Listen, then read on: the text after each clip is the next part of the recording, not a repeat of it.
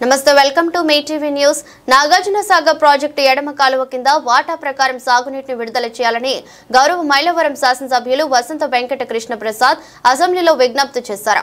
ఆంధ్రప్రదేశ్ రాష్ట్ర శాసనసభ్యులు కృష్ణ ప్రసాద్ బుధవారం మాట్లాడుతూ నాగార్జున సాగర్ ఎడమ కాలువ పరిధిలో జూన్ 3 కింద మైలవరం నియోజకవర్గంతో పాటు తిరువూరు, నూజివీడు తదితర ప్రాంతాలు ఉన్నాయన్నారు. దీనికి సంబంధించి హక్కుగా 32 టీఎంసీల ఎన్ఎస్పీ జలాలు కేటాయించబడ్డాయన్నారు. ఏడాది వివిధ సందర్భాల్లో 18 టీఎంసీల నీరు మాత్రమే విడుదల చేశారని అన్నారు. ఇది కూడా పేరుకు మాత్రమే 18 టీఎంసీల నీరు అని అన్నారు.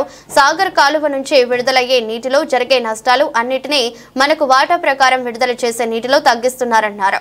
ఈ 18 టీఎంసీల నీరు కూడా నికరంగా 12 టీఎంసీల జలాలు కూడా రావటం లేదన్నారు.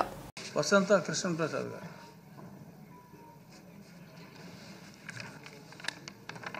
నమస్కారం అధ్యక్ష.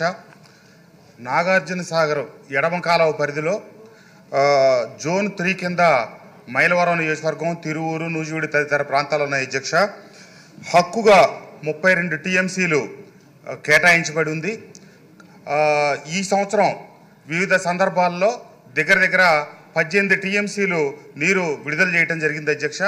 అది కూడా పేరుకి 18 టీఎంసీలు చేశారు, కానీ సాగర్ మొదలెట్టిన దగ్గర నుంచి చివరి దాకా వచ్చే నష్టాలన్నీ కూడా మన కేటాయింపుల్లోనే తగ్గిస్తూ ఉన్నారు. పేరుకి 18 టీఎంసీలు అన్నా అవి నికరంగా 12 టీఎంసీలు కూడా రాని పరిస్థితి. ఆ 12 టీఎంసీలు కూడా చాలా విడతలుగా ఇచ్చినందువల్ల మొదటి పొలాలకే నీరు అందుతూ ఉంది, కానీ చివరి పొలాలకు అందని పరిస్థితి. ఇప్పుడు గడిచిన ఆగస్టులో వచ్చిన వర్షాల వల్ల, భారీ వరదల వల్ల రైతాంగం నష్టపోయి ఉంది.